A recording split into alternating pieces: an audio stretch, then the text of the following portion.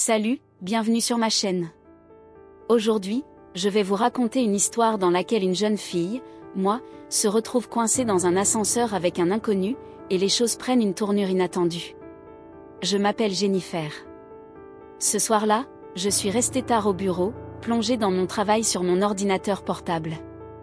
J'avais envie d'écrire à mon ex-petite amie pour lui dire que je prenais un vol pour New York demain afin de le voir, mais je n'arrivais pas à trouver le courage. Finalement, quand le dernier employé a quitté le bureau, j'ai éteint mon ordinateur sans lui envoyer de message.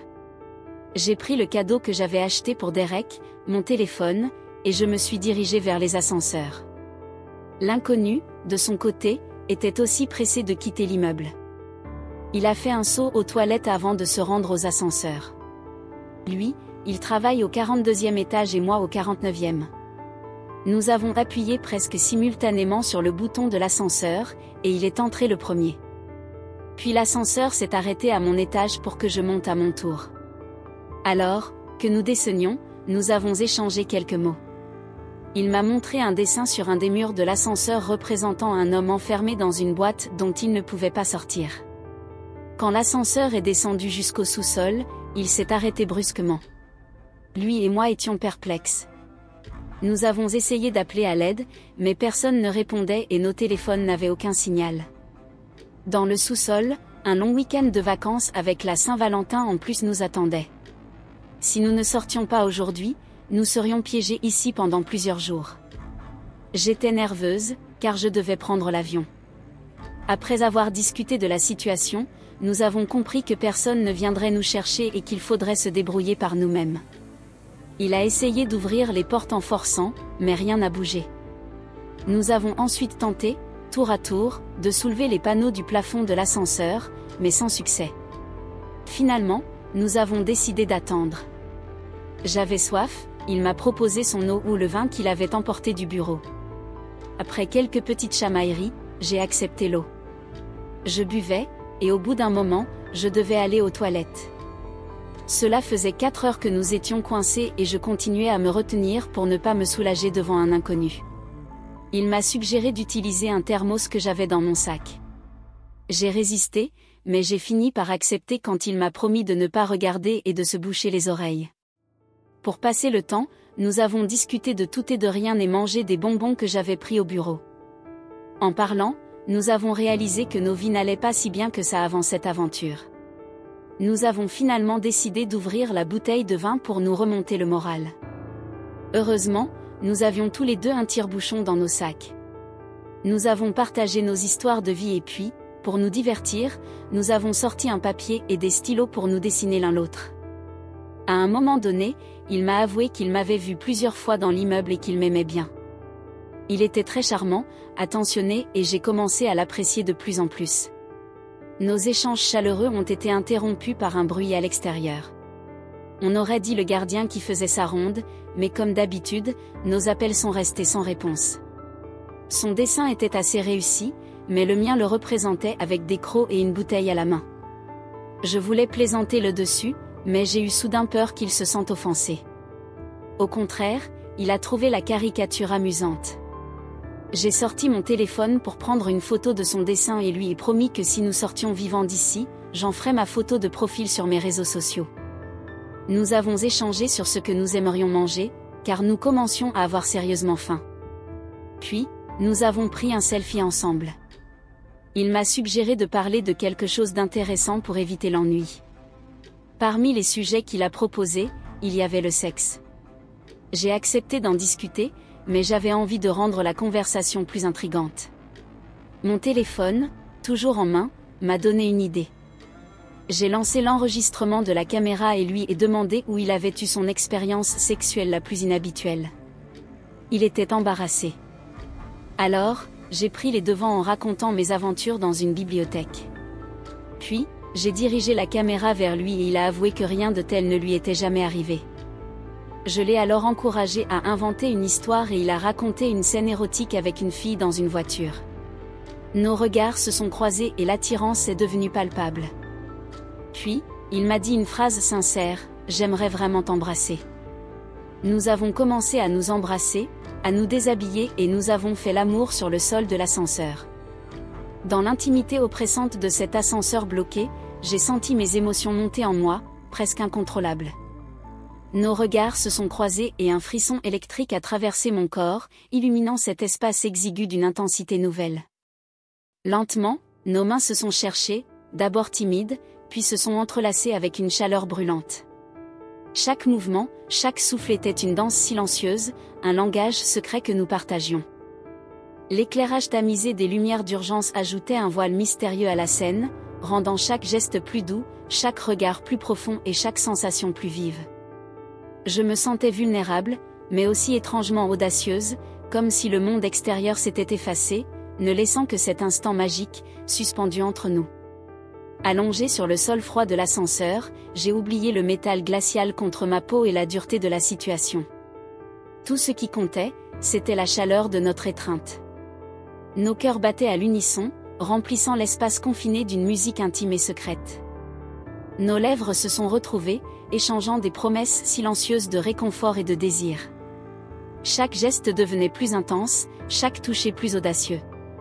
Pour un moment, cet ascenseur n'était plus un piège, mais un refuge, un passe-défense pour une passion aussi inattendue qu'inoubliable. Je me suis laissé emporter, laissant derrière moi les doutes et les hésitations, savourant chaque seconde de cette connexion fulgurante, consciente que ce moment était unique, aussi effrayant qu'irrésistible. Quand tout cela a été fini, il m'a avoué avec une certaine sincérité qu'il était prêt à tomber amoureux de moi. Ses yeux brillaient d'espoir, comme s'il attendait quelque chose de ma part. Mais à cet instant, quelque chose en moi s'est figé. Je me suis instinctivement éloignée, mes mots sont devenus froids et mes gestes distants. Il m'a demandé ce qui n'allait pas, sentant que c'était le moment d'être honnête, je lui ai confessé la vérité, j'avais prévu de m'envoler pour New York pour voir mon ex. Je lui ai dit que je l'aimais encore, que je voulais essayer de recoller les morceaux avec lui. Je lui ai expliqué que ce que nous partageons, lui et moi, n'était rien de plus qu'une aventure, une histoire sans lendemain. J'ai vu la douleur se dessiner sur son visage. Visiblement blessé, il m'a regardé longuement puis a pris une profonde inspiration. Ensuite, il a dit d'une voix tremblante mais résolue qu'il était temps pour lui aussi d'être franc. Il m'a dit que notre rencontre dans l'ascenseur n'était pas accidentelle. Il m'a révélé que son nom n'était même pas Guy et qu'il n'était pas cet homme charismatique qu'il prétendait être. En réalité, il était un simple agent de sécurité dans l'immeuble et s'appelait John. Depuis des semaines, il m'observait, rêvant de faire ma connaissance. Comme je ne faisais pas attention aux gardiens ordinaires, il avait décidé d'organiser cet accident dans l'ascenseur pour provoquer notre rencontre. Il m'a montré une clé qu'il gardait avec lui, expliquant que c'était elle qui avait bloqué l'ascenseur. Je l'ai vu comme une dernière chance de me libérer. J'ai tenté de lui arracher la clé, mais il m'a retenu et une lutte s'est engagée entre nous. La clé s'est cassée dans la bagarre et j'ai réussi à l'assommer un instant. Mais peu de temps après, il s'est relevé, furieux, et m'a frappé jusqu'à ce que je perde connaissance. Quand j'ai repris mes esprits, John n'était plus cet homme ordinaire que j'avais rencontré. Il semblait transformé, devenu une véritable caricature de la jalousie et de la rage. Dans un accès de folie, il a commencé à fouiller dans mon sac, trouvant le cadeau que j'avais acheté pour Derek, et s'est mis à le fumer comme un cigare. Je tremblais de peur, piégé sans aucun moyen de m'échapper. Soudain, il a remarqué que les panneaux du plafond n'étaient pas bien fixés et qu'ils pouvaient être retirés. Il m'a demandé de l'aider à monter, promettant de nous libérer. Je lui ai menti, prétendant que je n'avais pas assez de force. Il m'a proposé de m'aider à grimper en premier, en me jurant que je reviendrais le chercher dès que j'aurais réussi à m'extraire de l'ascenseur. Je me suis retournée, sans hésiter, je lui ai fait un doigt d'honneur avant de m'enfuir. Son cri de rage résonnait derrière moi alors qu'il parvenait finalement à se hisser lui aussi hors de l'ascenseur. Il s'est mis à me poursuivre, furieux. Quand il m'a rattrapé, une autre bagarre s'est engagée. Dans un dernier effort désespéré, j'ai essayé d'attirer l'attention en allumant un feu dans le couvercle de mon thermos, mais le système anti-incendie s'est activé, éteignant les flammes avant que qui que ce soit ne puisse remarquer quoi que ce soit. Dans la confusion, j'ai réussi à l'attacher avec tout ce que je pouvais trouver. Désespéré, j'ai pensé à utiliser les ciseaux à cigare pour le menacer. Je lui ai ordonné de tout avouer, de reconnaître devant la caméra de mon téléphone qui m'avait piégé, qui m'avait retenu ici contre ma volonté. Terrifié à l'idée de perdre une partie de son corps, il a tout avoué, il a confessé ses mensonges, ses manipulations et même son passé, comment il avait été en prison pour un accident qui avait coûté la vie à son ex-petite amie et comment il avait pris ce travail de sécurité après sa libération. Mais au moment où je pensais que tout était fini, un autre agent de sécurité est arrivé avec sa petite amie. Ce dernier a fini par découvrir les images de l'ascenseur où se déroulait notre bagarre et a tenté de me venir en aide. Mais John, dans un dernier accès de violence, a piégé cet agent et l'a tué. Il s'est ensuite tourné vers moi et j'ai compris que je n'avais plus d'option. John s'était transformé en véritable monstre. Après avoir éliminé son collègue, il s'est débarrassé des preuves avec une froide précision.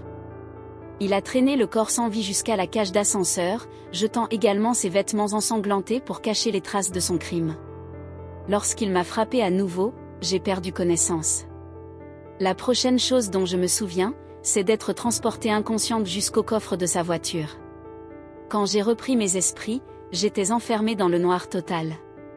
Tout ce que j'entendais, c'était le bruit sourd du moteur et la route qui défilait sous nous. La panique m'a submergée, mais je savais que je devais garder mon calme. John semblait étrangement détendu. Lorsqu'il s'est finalement arrêté quelque part au milieu de nulle part, il est descendu de la voiture et est allé jeter mes affaires dans une poubelle au loin. Il croyait que j'étais morte. Cette idée me donnait un avantage, une chance. Alors, quand il a ouvert le coffre pour vérifier, j'ai bondi. Je l'ai frappé avec un bidon d'essence que j'avais trouvé dans le coffre, puis j'ai sauté à l'avant de la voiture, allumant le moteur dans un mouvement frénétique. Le véhicule a démarré et j'ai appuyé sur l'accélérateur, essayant de mettre autant de distance que possible entre nous. Mais alors que j'arrivais au bout de l'allée, la voiture a calé. Je n'avais plus d'essence. À l'arrière, John m'avait vu et il s'approchait déjà, un rictus dément sur le visage. Il n'y avait nulle part où fuir. Désespéré, j'ai inversé la marche et accéléré en sa direction. L'allée était étroite, il n'avait nulle part où aller. Juste avant l'impact, il a plongé dans la grande poubelle, évitant de justesse les pneus. Je suis sorti du véhicule pour m'assurer qu'il était bien piégé là, parmi les ordures, couvert d'essence et immobilisé. Il me regardait avec un mélange de rage et de terreur. Je me suis avancé, calme et déterminé, en sortant le cigare qu'il avait pris plus tôt et en l'allumant. Je l'ai fixé un long moment, savourant cet instant de victoire.